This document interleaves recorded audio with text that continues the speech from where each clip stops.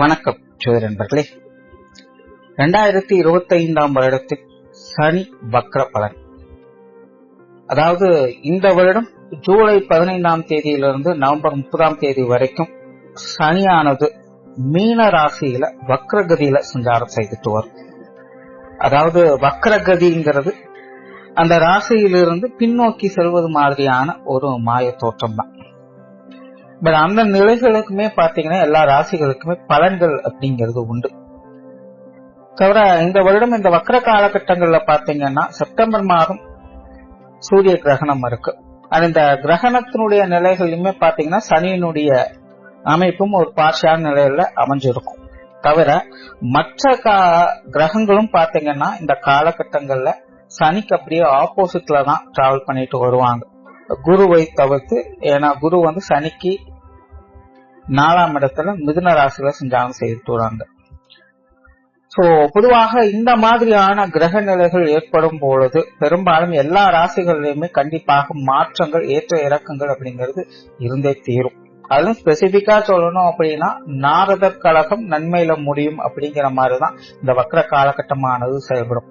கண்டிப்பா ஏறக்குறைய 5.5 மாத காலகட்டங்கள் இந்த வக்ர நிலை செயல்படுது அப்படின்னா முதல் 3 மாதங்கள் அப்படிங்கிறது நிறைய சங்கடங்கள், பிரச்சனைகள் அப்படிங்கிறது நிச்சயமாக இருந்தே தீரும். கடைசி 2.5 மாதங்கள் அப்படிங்கிறது அந்த பிரச்சனைகளுக்கு சொல்யூஷன் அப்படிங்கிறது கிடைக்கும். அண்ட் பொதுவாகவே கிரகங்கள் வக்ர நிலை பெறுது அப்படின்னா அந்த கிரகங்களுடைய நிலைகளுக்கு ஏற்ப பழைய பிரச்சனைகள் திரும்பி பார்க்க போகுது அப்படின்னு தான் அர்த்தம். அதாவது விட்டகுறை தொட்டகுறைங்கிற மாதிரி நிறைய விஷயங்கள் நடக்கும். இதுல பாசிட்டிவான விஷயங்களும் அடங்கும், நெகட்டிவான விஷயங்களும் அடங்கும். அதுலயும் ராசி நிலைகளுக்கு தகுந்த மாதிரியான மாற்றங்கள் அப்படிங்கிறது இருக்கும். பட் பொதுவான வகையில பாத்தீங்கன்னா சுப விசேஷங்கள் அப்படிங்கும் போது இந்த திருமண அமைப்புகள், தொழில், வேலை மற்றும் ஜீவனம் சம்பந்தப்பட்ட விஷயங்கள், வெளிநாடு தொடர்புடைய விஷயங்கள், பொருளாதார நிலைகள் வரக்கூடிய ஏற்ற இறக்கங்கள், உடல்நலம் சார்ந்த விஷயங்கள், இப்படி சுப விசேஷங்கள், சுபத்தன்மைகள்ல எடுத்துக்கலாம். அதுவே அசுப நிலைகள் அப்படின்னு பார்க்கும் பொழுது சண்டை சச்சரவுகள், கடன் சம்பந்தப்பட்ட விஷயங்கள், விரோதங்கள், உடல் பலவீனம், பிரிவுகள் போன்ற விஷயங்களையும் இது குறிக்கும்.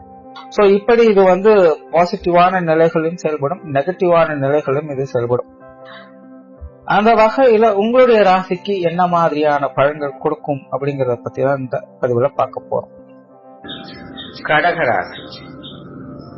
கடகராசிக்கு 9ஆம் இடத்துல சனியானது அடுத்த 5.5 மாத காலகட்டங்களுக்கு வக்ரகதியில செயல்பட்டு வரும்.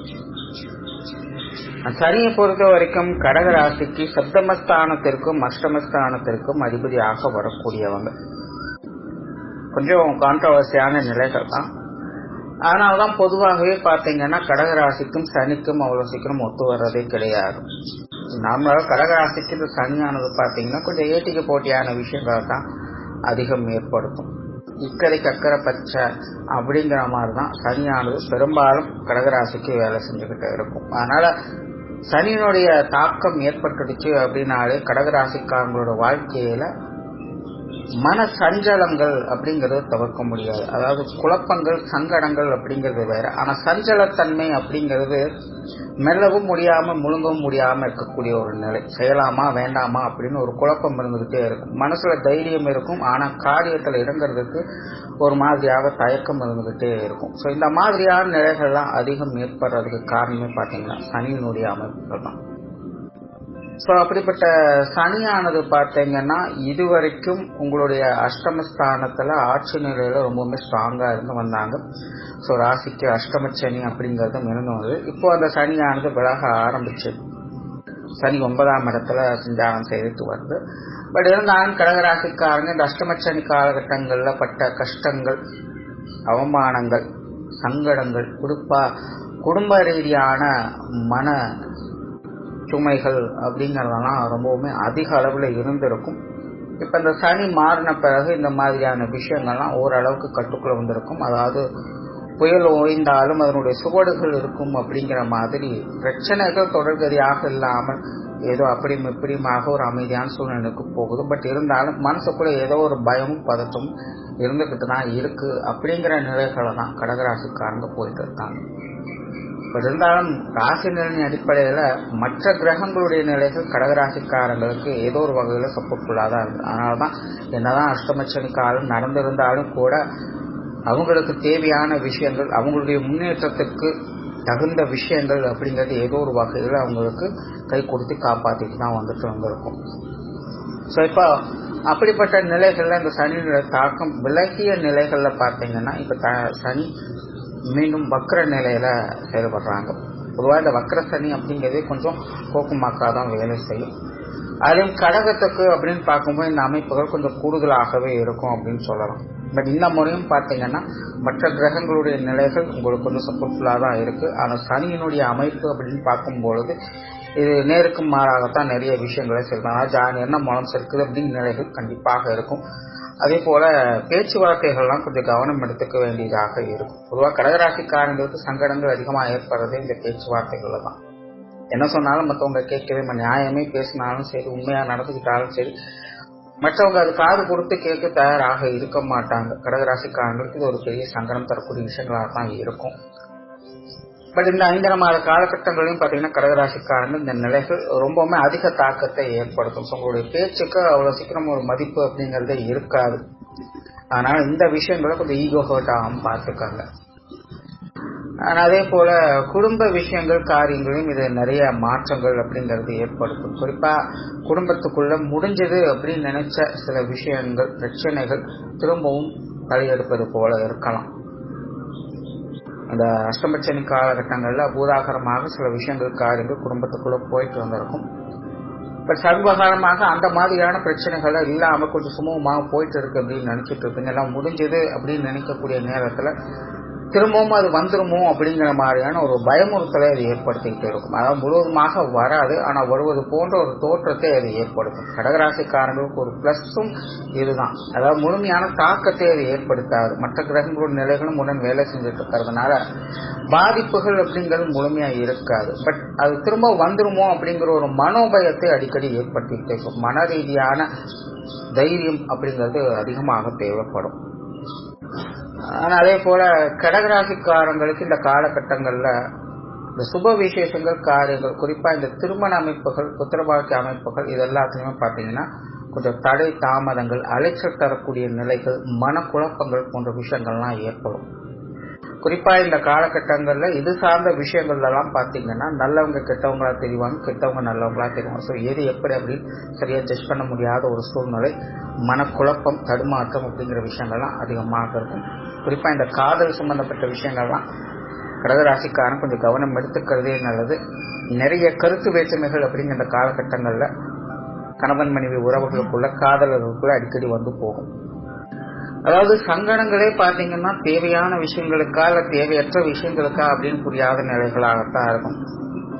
சில நேரங்களில் யோசிச்சு பார்த்தா நம்ம கொஞ்சம் அனுசரிச்சு போயிருக்கலாமோ அப்படின்னு, சில நேரங்கள் யோசிச்சு அவங்க கொஞ்சம் அனுசரிச்சு போயிருக்கலாமோ அப்படிங்கிற மாதிரி எல்லாம் தோணும். ஸோ இது சரியா முடிவெடுக்க முடியாத ஒரு குழப்ப நிலைகளை ஏற்படுத்தும். அதனால இந்த காலகட்டங்கள்ல இந்த உறவு முறைகளுக்குள்ள, குறிப்பா காதல் மற்றும் கணவன் மனைவி உறவுகளுக்குள்ள பொறுமையை அதிக அளவுல கடைபிடிக்க வேண்டியதாக இருக்கும்.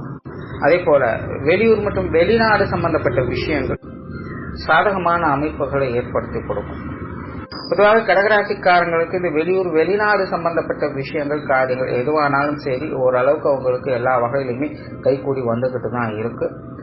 இந்த வக்கர காலகட்டங்களிலுமே பாத்தீங்கன்னா அந்த மாதிரியான நிலைகள் அப்படிங்கிறது உங்களுக்கு நல்ல முறையிலேயே வந்துகிட்டு இருக்கும். நிறைய பேருக்கு இந்த வேலை மாற்றம் சார்ந்த விஷயங்கள், குடியிருப்பு சார்ந்த விஷயங்கள்லாம் இந்த காலகட்டங்கள் இந்த வெளிநாடு தொடர்புடைய விஷயங்கள்ல ஒரு சாதகமான அமைப்புகளை ஏற்படுத்தி கொடுக்கும். தற்காலிகமாவது கொஞ்ச நாளைக்கு வெளி இடங்களுக்கு போய் இருந்து வரக்கூடிய அமைப்புகளை நல்லபடியாக ஏற்படுத்தி கொடுக்கும். அதே போல ஆன்மீக விஷயங்கள் காரியங்கள் இந்த காலகட்டங்கள்ல ஈடுபாடுகள் அதிகரிக்கும். பொதுவாக கடகராசிக்காரங்களுக்கு ஆன்மீக சிந்தனைகள் மேலோங்கிதான் இருக்கும். அதுலயும் இந்த வக்கர காலகட்டங்கள்ல பாத்தீங்கன்னா ஆன்மீக காரியங்கள்ல ஈடுபடுவதற்கான வாய்ப்புகள் இருக்கும். இந்த யோக சாதனாக்கள்ல ஈடுபட்டு வரக்கூடியவங்களுக்கு இந்த காலகட்டம் ஒரு சிறப்பான அமைப்பை ஏற்படுத்தி கொடுக்கும். உடல்நலம் சார்ந்த விஷயங்கள்ல கொஞ்சம் கவனம் எடுத்துக்கங்க. பிரயாண ரீதியான அலைச்சல்கள், தொந்தரவுகள் இது போன்ற விஷயங்கள் கொஞ்சம் அதிகம் இருக்கலாம். பொதுவாக இந்த உடல்நல விஷயங்கள் பாத்தீங்கன்னா ஏற்கனவே ட்ரீட்மெண்ட்ல இருக்கக்கூடியவங்க, தொடர்ந்து மருந்து மாத்திரைகள் எடுத்துக்கொண்டு இருக்கக்கூடியவங்க எல்லாம் பாத்தீங்கன்னா இந்த காலகட்டங்களில் கொஞ்சம் கவனமாகத்தான் இருக்கணும். ஏன்னா இந்த காலகட்டங்களில் சின்ன சின்ன தொந்தரவுகள் கூட பெருசா வருவது போல இருக்கலாம். இதெல்லாம் பார்த்தீங்கன்னா ஒரு 3 மாத காலகட்டங்களுக்கும் சங்கடமாகத்தான் இருக்கும். அதுக்கப்புறம் அது சரியாக ஆரம்பிச்சிடும். அதாவது கடகராசியை பொறுத்த வரைக்கும் நல்ல விஷயம் என்னன்னா, இந்த வக்ரசனியால சங்கடங்கள் அப்படிங்கிறது வர்றது இருந்தாலும் அது முழுமையாக தொடராது அப்படிங்கிறது ஒரு நல்ல விஷயம். கொஞ்ச நாளைக்கு இருக்கும், அதுக்கு முன்னாடி அது தானாக சரியாக ஆரம்பிச்சிடும். அப்படிதான் கடகராசிக்காரங்களுக்கு இது வேலை செய்யும். ஸோ ஓவராலா முடிஞ்ச அளவுக்கு கடகராசிக்காரங்க இந்த காலகட்டங்கள்ல மற்றவங்களோட பேச்சுவார்த்தைகள் சம்பந்தப்பட்ட விஷயங்கள் காரியங்கள் கொஞ்சம் கவனமாக இருங்க. பர்சனலா உடல்நலம் சார்ந்த விஷயங்களை கொஞ்சம் கவனம் எடுத்துக்கங்க. அவசரம் இல்லாமல் நிதானத்தை செல்விட்டு வந்தாலே அனைத்து காரியங்களையும் ஒரு சாதகமான அமைப்புகளை எதிர்பார்க்க முடியும். நன்றி, வணக்கம், வாழ்க வளமுடன்.